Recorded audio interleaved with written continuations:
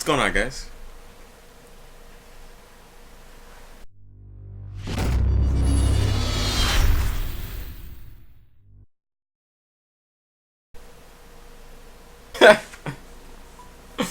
Wow. Wow. Okay. I can see the hype.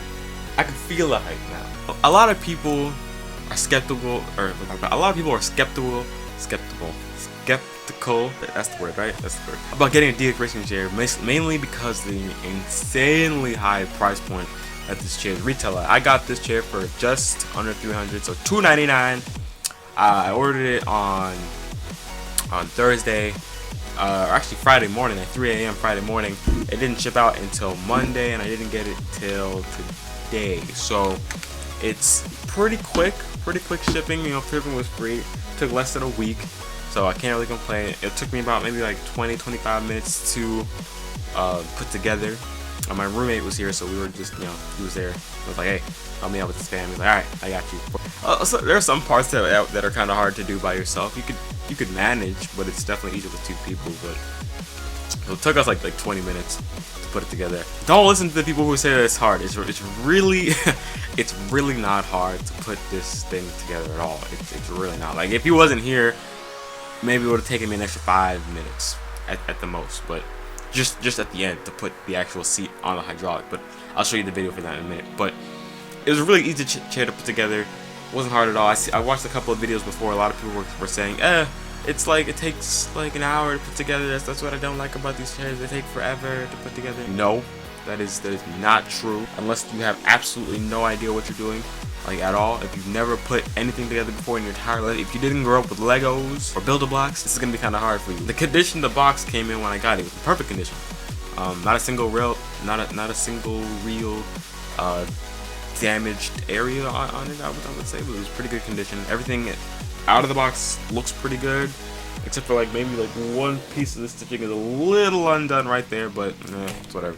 All the features works just the way I would expect it to. The arm rest goes up and down. I'm not gonna show you all the features here because there's plenty of videos doing all that shit, so I'm just giving you my general opinion on the chair so far.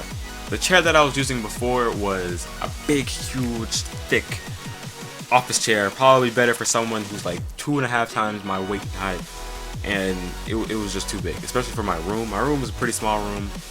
I didn't have a lot of space, and that chair took up literally half of the hall, like between my table and my bed. It would take up so much space here, like it was ridiculous. It was leather, so it would attract a lot of heat. That would get really annoying.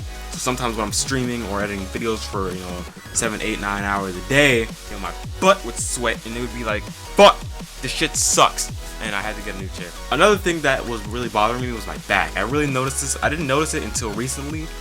I've been streaming since almost a year now, so I've been streaming since like late November, so I still got a few more months, but I've been streaming since late November, and it wasn't until about a month and a half or 2 months ago I started feeling these huge back pains, especially at work. So where I work, we're always on our feet for a long period of time, so we're not really sitting down too much. We're usually walking, and sometimes my back would start killing me. My lower back would just start hurting like crazy, and I would have no idea why. Sometimes when I'm at home and I'm editing videos, as soon as I stand up out of my little chair, my lower back would be killing me because I've been sitting down for too long. Even sometimes when I'm laying down in my bed, like my lower back would just pain. Like, no, I couldn't do it anymore. So I was looking up the DXRacer chairs. Everyone's saying, yo, this is so much better for your lower back. You're not going to be having to worry about your posture anymore because the chair fits you in this position of a correct seating position, pretty much, and it does. It's a little weird at first. I watched some other videos where some people were complaining that, oh, it takes about a week to get fully used to the chair and everything, because right out of the gate it's gonna be, first few days are gonna be kind of weird and it's gonna feel uncomfortable. For me personally, I would say no. It's not the way they make it seem. They make it seem like it's an extremely uncomfortable type of experience throughout the entire first week. But when I first sat down in it, I'll admit, first few minutes it was a little weird getting used to sitting in a upright seating position, and I'm used to just slouching in the chair that I had before. But in this chair, it has me up in the correct seating position. And it was a little weird at first, but I got around it. It's not a big deal anymore. I've been sitting in this chair for the past 3 hours and I feel fine. I'm a pretty short dude. This was the DX Racing F Series chair, actually. A lot of people also want to make sure that they get the right size chair, because that's another complaint or another concern that a lot of people will have when they're picking up a DX Racing chair, is that they're not exactly sure if they'll get the exact right size chair for their body or their height and their weight and stuff like that. So I'm 5'7", I'm about 135 pounds. Really, I'm a small dude, really small. This chair, like my head just hits the top of it, just barely. Like it's right at the top. So it's not like it's I'm not going over it, I'm not going under it. It's just right at the top. So this is probably the perfect, if you're like a really small dude like me, if you're not, super tall, but you're not super short, and you're not like, you're about average weight, I would say that the F Series is probably going to be the best size chair for you. I don't know about, people who are, 6'1", 250 pounds. I don't know. Probably the King Series would probably be best for that. But you can go on DX Racing's Twitter, tweet at them, let them know what your height and your weight is, and then they'll respond to you in like less than a day, and they'll tell you like, yo, this is the series chair that you should go with. I figured it out on my own, but I tweeted them just in case, and then they told me the F Series chair, and I was like, all right, so I'm gonna go with that chair. So yeah, that's pretty much it. The chair is really nice. $300 is a lot of money. That's probably the only concern I have about it, but it looks really nice. It doesn't take up a lot of space at all. It's really compact. I like all the features that it has. You can move all, the arm, wrist down. You can go back in 180-degree angle, swivel, all that good shit. It's really nice. It's a really comfortable chair. It looks super dope in your gaming setup, so you can't really complain too much about that.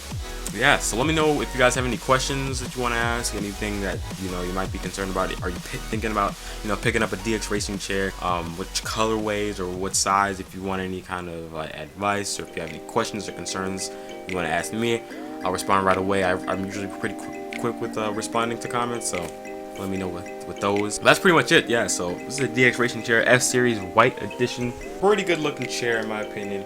Nice, and I like it. So looks good. I like it a lot so far. So that's it for this video, guys. I'm gonna catch you all in the next one, and peace.